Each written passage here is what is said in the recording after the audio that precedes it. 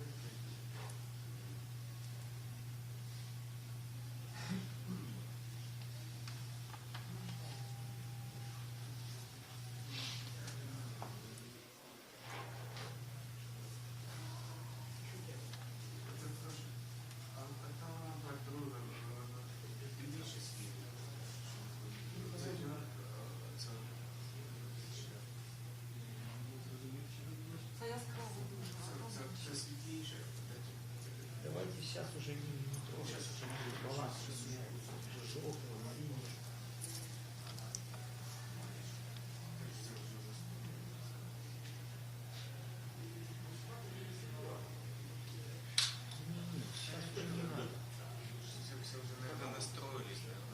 Просто баланс поменяется, они синие, там желтое, понимаешь? Ты добавил, картинка стала синее.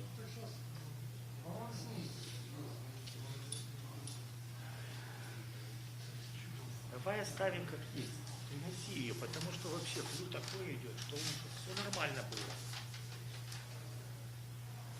Вот, как было все. За 2 минуты свет уже не трогал. None of the members have come in yet, right?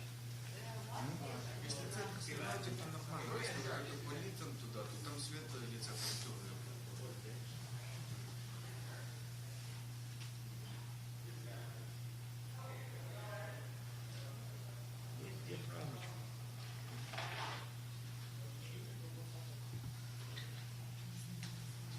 Ясно? Знаешь, почему?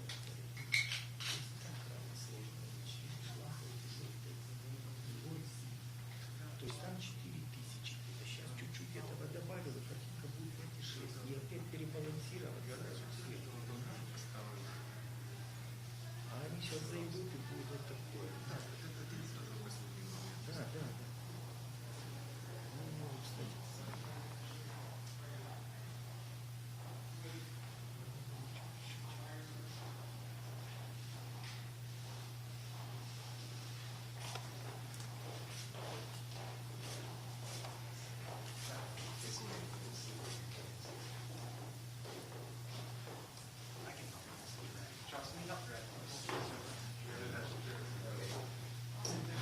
Congressman Meeks are right there today. Congressman Green here. Ms. Jacobs.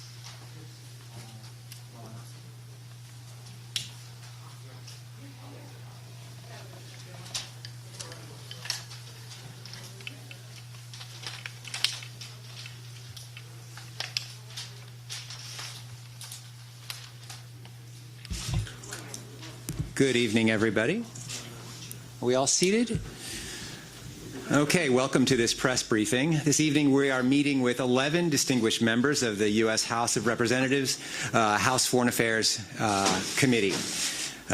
They have met with Defense Minister Reznikov, members of civil society, Foreign Minister Kuleba, faction members of the Verkhovna Rada. They've also visited the Wall of Remembrance for the fallen heroes of the war in the Donbass, the Babin Yar Memorial Wall, and later today they will meet with President Zelensky. The delegation is led by Representative Gregory Meeks from New York, the chairman of the House Foreign Affairs Committee. He will give opening remarks, and then we will go to questions. This briefing is on the record, and we want to thank you in advance for your coverage of this event. Representative Meeks. Thank you. Thank you, everyone. As indicated, I'm Congressman Gregory Meeks, Chair of the House Foreign Affairs Committee, accompanied by 10 distinguished members of the United States House of Representatives, Democrats and Republicans.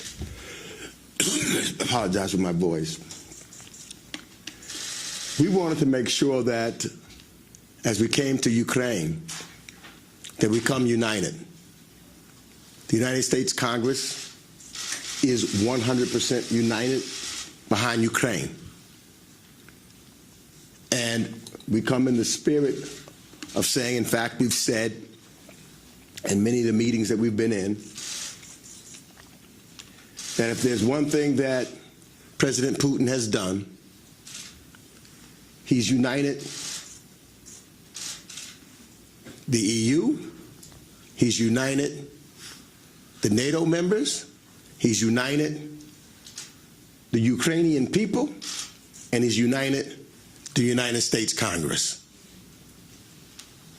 Unity is the key to stopping the aggression of President Putin. When we look at what has taken place to bring us to this point, it is obviously his aggression. And we know the key, what he would love to do, would love to have happen, is for us to be divided. United States divided against our European allies, whether it be the EU or NATO, or against Ukraine, or the Ukrainian people be divided. What I have found, and what we have found since arriving here in the Ukraine, that no matter what the language is, whether it's Ukrainian or Russian, I can go back and tell the American people that the Ukrainians are united in making sure that their democracy, their freedom, strives and continues and is not interrupted, that their sovereign territory is not taken by another government. And the United States is resolved in making sure that is indeed the fact. We've shown it thus far by just this year alone, contributing over $650 million and continuing to look at ways that we can be supportive of the Ukrainian people. The question was asked multiple times, what do you need? And we've indicated in a bipartisan manner we will be taking that back home and having that conversation with our colleagues as we continue to meet and determine what we need to do to be of assistance to the Ukrainian people. Let me also say, before I turn it over to my colleague, that it was not only the official meetings that we attended, we've had some unofficial meetings that we attended, just talking to the Ukrainian people, some at a restaurant, some in a taxi cab, some at a speakeasy. We just want to see and get a feel of what was going on. And we found that the Ukrainian people are saying to Putin, you are not going to stop our way of life. We're going to continue to live. But we're also resolved that if you cross that line, we're going to stand up against you. And I think that when I go back to the United States of America, and our committee continues to meet, and I should also add that our first stop on this trip was in Brussels. So when I say we're united, we wanted to make sure that the members of NATO are locked in. We wanted to make sure that the EU was locked in. And we all said that any negotiations and any talking must include the Ukrainian government. I'll stop there and yield to the lead Republican on this trip, Representative Mark Green. Thank you, Mr. Chairman, and I want to thank the media for being here today. Really appreciate your participation in the process. Thanks for being here. I want to thank the leadership of Ukraine for welcoming us so warmly. While the challenges that we face are incredibly grave, really enjoyed our time together, and I have enjoyed this beautiful country. We have to ask ourselves, are we looking at a further invasion of Ukraine, or is this just bullying from Vladimir Putin to get his way from the West? And only Mr. Putin can answer that question. But both of those scenarios reveal the nature of a man who has initiated this very frightful page in history. And if it's to be a further invasion, the human suffering and death this tyrant will have brought on the people of Ukraine will be unlike anything we've seen since World War II. I want to address three different groups with my comments today. First, Mr. Putin. You've united NATO, you've united the European Union, and many people across the globe, and you've united the United States Congress. Democrats and Republicans are here together in a bipartisan fashion to show solidarity. This bipartisan trip should be proof enough that Republicans and Democrats agree that a nation's boundaries should never be addressed or changed by war. If we allow this to go unanswered, every disputed border on this planet will be a war zone. If Mr. Putin chooses to continue discussing and diplomacy with us, the United States, NATO, our European allies, the people of Ukraine, the leadership of Ukraine, our partners, and we've made it clear that we prefer a diplomatic solution to this problem. But if Mr. Putin chooses hybrid aggression or war, the sanctions will be swift. They will cripple his economy. Make no mistake, his people will suffer because of his decisions. The aggressor here is the man lining up the tanks, not the nations who are preparing their banks. To the people of Ukraine, the United States of America has made it clear we support your sovereignty, your territorial integrity, your freedom, and your partnership. Our commitment has been evidenced by years of close cooperation, military training, and military assistance and equipment. This congressional delegation is committed to accelerating that very assistance in the face of Russian aggression. I assure you, as the chairman said, we're taking these lists back to our colleagues in Washington, and we will speak those lists loudly. To the people of my district, the state of Tennessee, and all who call themselves Americans, throughout our long history, most of the time, our knee-jerk reaction has been to say, this isn't our fight. While there are no plans and no desires for American boots on the ground here, we must do all that we can, short of that, to help the Ukrainians fight for their freedom and their democracy. With Vladimir Putin's movement of forces into Belarus, he has initiated a buildup on the borders of nations, Poland and the Baltic states, that are members of our NATO alliance, to whom we have made a solemn oath. Our Article 5 commitment to our allies cannot and will not be ignored. Further, China is watching. Despots around the world are watching.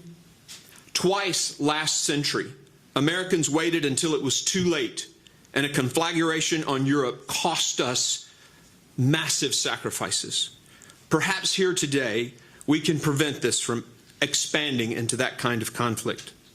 With early assistance to the people of Ukraine and the democratically elected leaders of this country, we can make a difference and hopefully end this with diplomacy.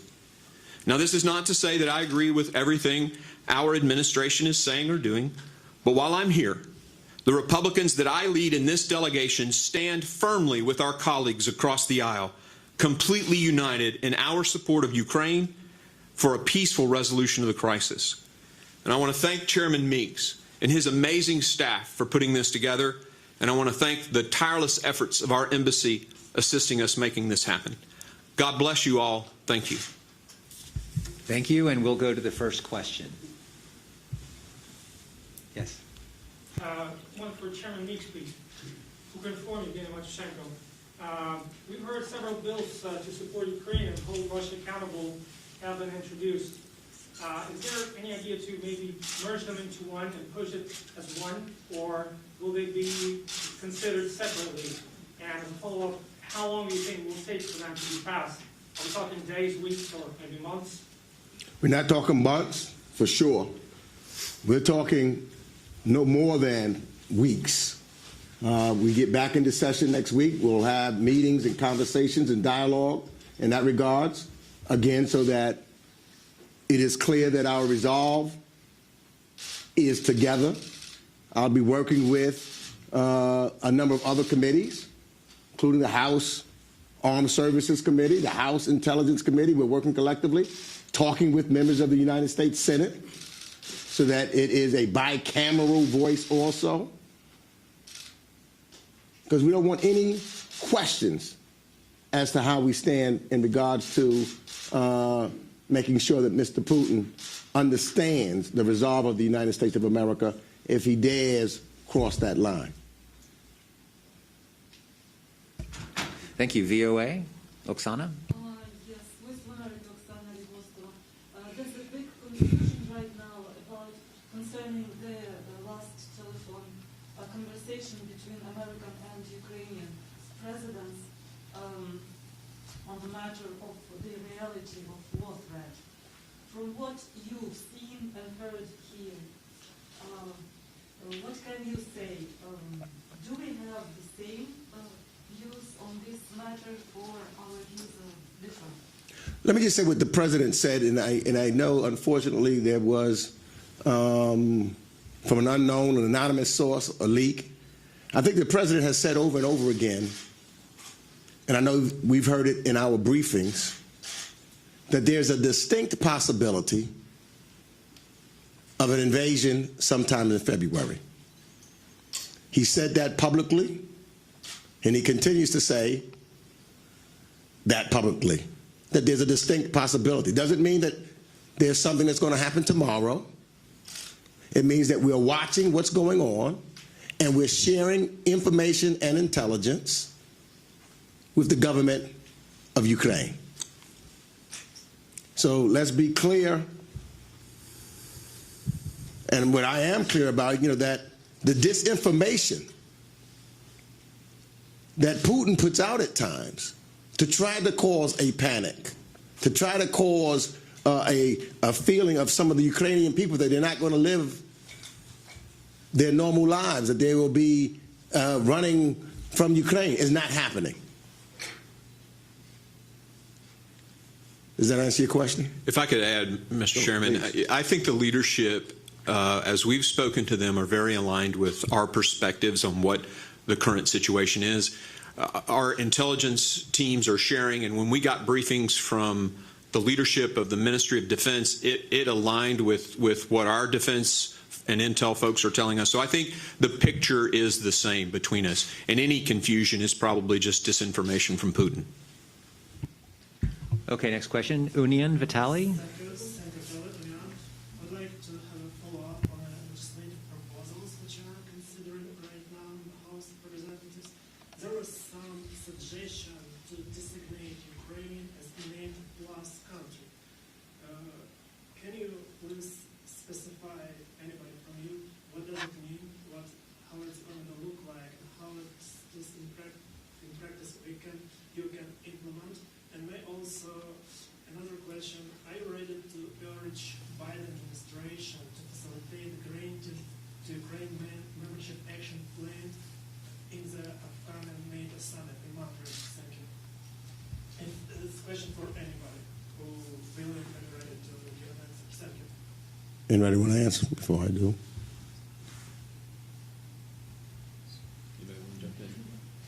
Anyone can jump in. Okay. Go ahead, Bera. This is Congressman Ami Bera. Congressman Ami Bera from California. I think as President Biden was very clear in his press conference recently, there's no imminent plan to admit Ukraine into NATO at this point.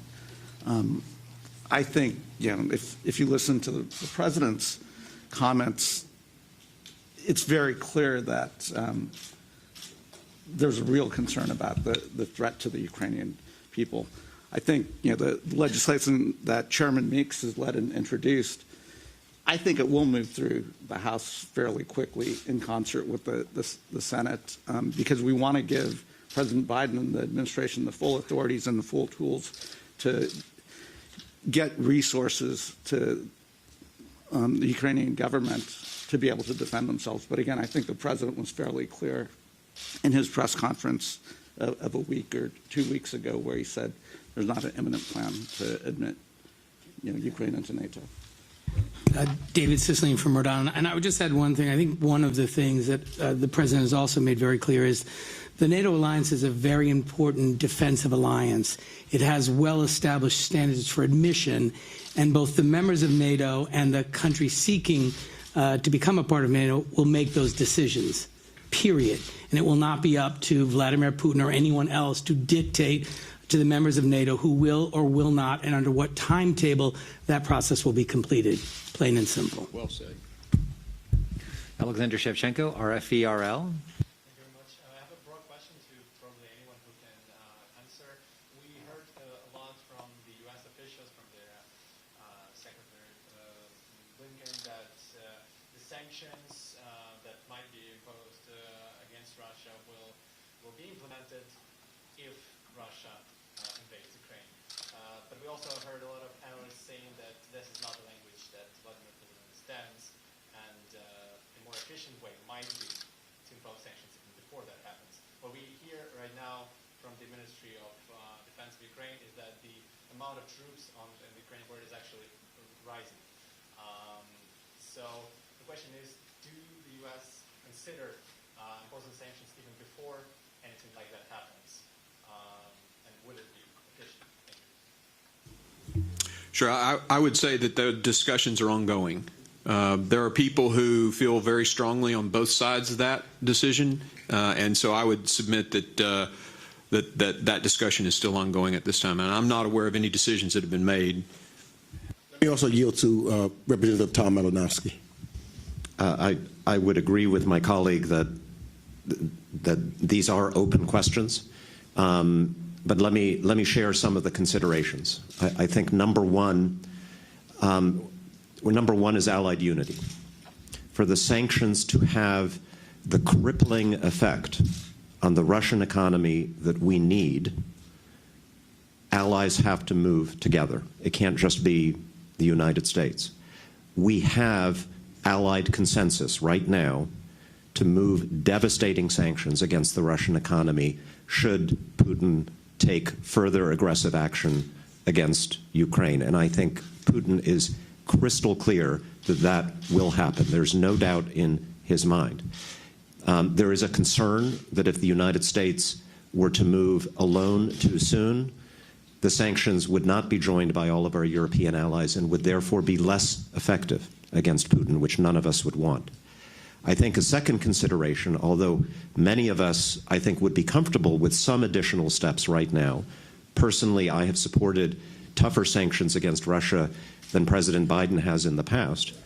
But there is a concern that if we were to impose all of the sanctions today, that Putin might conclude he has nothing left to lose. In other words, he might say to himself, they've already imposed all the pain, I might as well take Ukraine.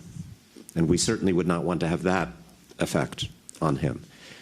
So I think those are some of the considerations. But you should be clear that the sanctions that we have prepared will be absolutely devastating, and that there is 100% unity between the United States and our allies that they will be imposed should he move, and he knows it.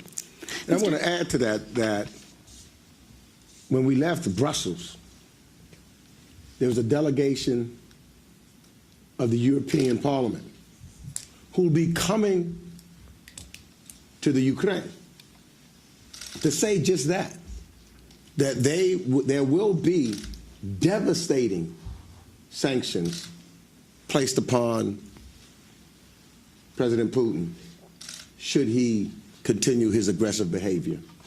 And that includes every member of the EU Parliament.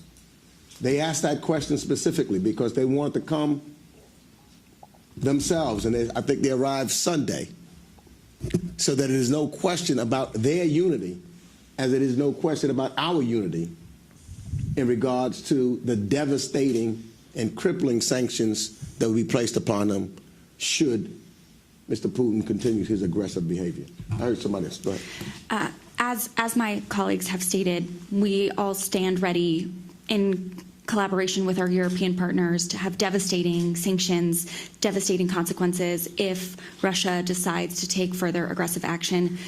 It is the preferred path of both the United States and our European allies to continue pursuing diplomacy and dialogue and to find a path to peace so that those won't be required. Okay, next question. Yeah, Natalia, Interfax. Yes, we heard about the plans that the United States are going to help Ukraine economically to its finance sector. Can you please tell us more what exactly is going to be this aid and what are the chances that it will be approved? Well, we know that the economy here, President Zelensky is very concerned about. And we know that there's been a conversation in that regards. And we've asked at every meeting that we've had here, what do you need? And the reason why we ask, what do you need, is because we will then bring it back to the United States Congress and go to, for example, our Appropriations Committee so that we can look at what we can do to be of further assistance. As I indicated earlier, we've already done $650 million in just a year. And we are not limiting ourselves to just that. So we're listening, and I know we'll have a meeting with President Zelensky a little later this evening and hear what his proposals are and take them back to the United States Congress and let them know that we are serious about doing what we can to make sure that the dollars that are necessary are here for the people. Next question. Yes. Here's one for the Republicans. Perhaps there are some narratives being spread among the Republican far-right base, fueled by some anchors like Tucker Carlson, suggesting that perhaps the United States should not support Ukraine that much, and even back Russia in this standoff. Do you think these narratives pose a real threat to this unity you've been talking about tonight? I think what you've heard from me is sort of my position on this, and I speak at least on behalf of the Republicans who are present here today, and I think for many other Republicans. You know, when you put troops in Belarus on the border of a NATO country, that changes the game. That's a whole nother level.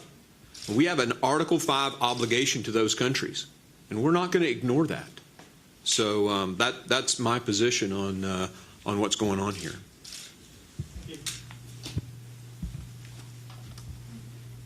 Yes, Oksana, go ahead. Everyone today is talking about land lease, so-called land lease. What are the chances of this legislation to be adopted, and what's in it? Do you have stingers for Ukraine in this legislation? Is it land lease? Land lease. Oh, land lease. The weapon systems. You want it? Right. So there has been lethal aid given for some time now. There is more lethal aid coming, including the javelins, and you asked specifically about the stingers. We have allowed for the Baltic states to make a transition of those, and so yes, we're helping all we can. Hi, I'm Mikie Sherill from the House Armed Services Committee. And you know, part of the reason I'm on this delegation is because I think we very much wanted to assess here in Ukraine what the feeling was among the Ukrainian people about the support we were giving them and what they would need. And I will tell you, I have been incredibly moved and impressed with the people we've met, the people on the street who have spoken to us about how they feel about the potential of a Russian invasion, what they would do in the face of that. And I wrote it down. I was so impressed with what one young woman, Oksana, said to me. She said, right now, if we feel something, we can post about it. If we have a problem and we want change, we can tweet about it. In Russia, we could get jailed for a single post, for a single tweet. We don't know how to live in that world, and neither would you. And that's a message I'm taking back to the American people, that the desire here for democracy is strong, that the people here are willing to fight for democracy, and that we as the United States have an obligation to ensure that as a democratic nation seeking to preserve those values that we believe so deeply in, that we have an obligation to this country. And so we are looking, as you heard, at our military obligations here, what we can provide. Certainly we have a list of requests from the Parliament, from the Ministry of Defense, which we will be taking back with us and assessing our ability to provide that. Okay, any other questions? One question. National Broadcasting Company. There were messages in the mass media about the 45 aircrafts with the military aid to Ukraine. As we know, today we have only 4. My question, is it true? And what aid can expect Ukraine in some weeks or days?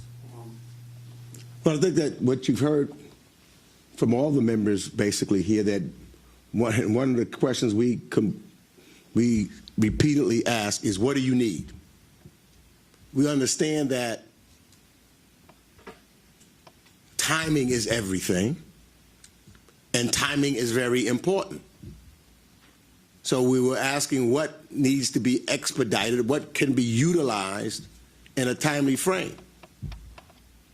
The reason why President Biden talked about a distinct possibility of an intrusion is because we know weather has a consideration also. So there's a window of which Putin can decide that he wants to move. And so we've got to make sure that you have every defensive weapon to protect the people. And that process is taking place as we speak. And we're working on that to make sure that, and that's the reason where when we get back, we'll be going back to our respective committees to make sure that there's a follow-through in that regards. Okay, thank you. We have time for another question, or we'll wrap. Yes, go ahead.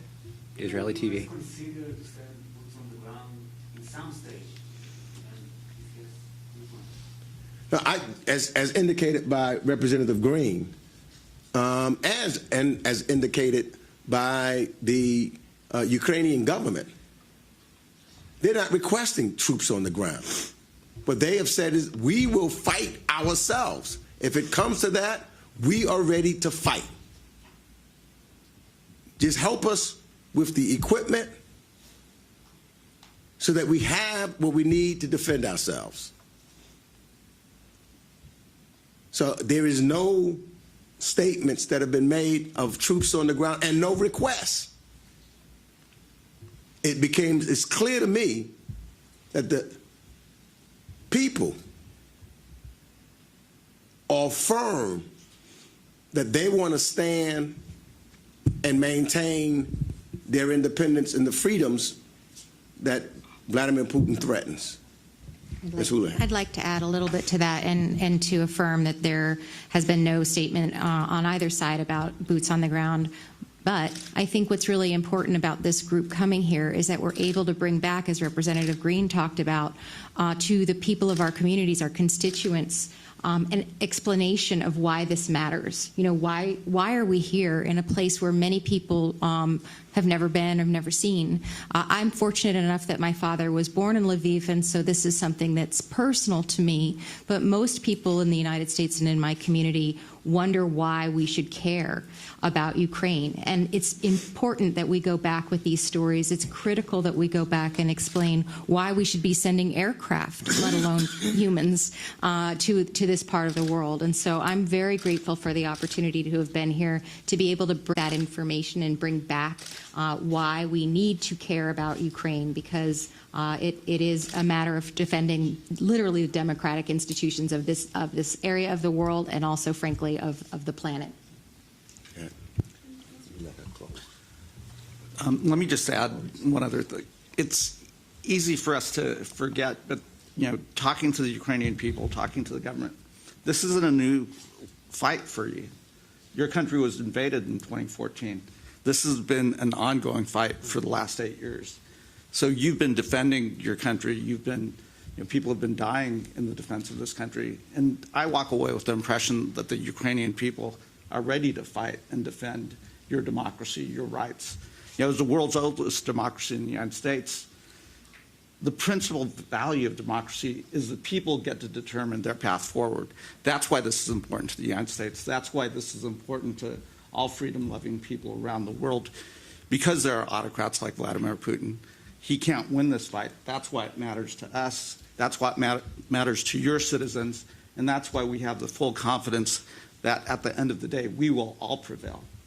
Representative Spartz. Thank you, Mr. Chairman. I want to reassure you that the United States and European Union have a clear understanding that all of European security is at risk. I also want to reassure you that the United States will always remain committed to our allies and promoting peace, stability, and freedoms around the world. And I would also like to encourage the Ukrainian people to stay united and be ready. Freedom is never free and never easy, but it's worth it. And I'll say it in Ukrainian. Свобода ніколи не буває безкоштовною і легкою, але вона того варта. May God bless you and the Ukrainian people. I just want to make sure that we emphasize that the United States commitment to our Article 5 commitments to our partners in Europe, especially to our NATO allies in the East, is ironclad. There should be no questioning or concern that if there were to be anything affecting our NATO allies, that the United States would stand ready to maintain our Article 5 commitments. Thank you very much. This is not the last time you'll see members of Congress in the Ukraine. We will be coming and standing with the people of Ukraine and with all democratic and freedom-loving like Ukraine. I just close with it because as Representative Green said, this is critical in the year 2022 to not allow someone to just come and take sovereign lands. Just as we will never accept the fact that Putin and Russia is now occupying Crimea. Crimea is sovereign territory to the Ukraine. And I want that message to be clear also. We cannot have the taking of land of a sovereign country. And we'll stand united in that regards. Thank you. Thank you, everyone.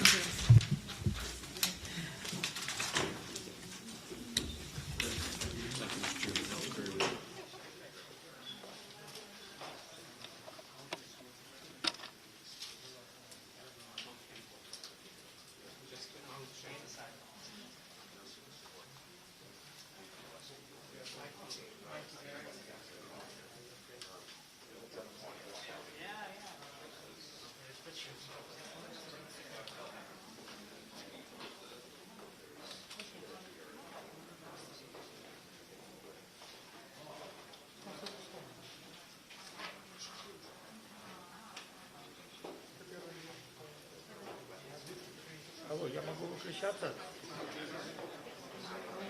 Сняли уже, да? Все, выезжаем.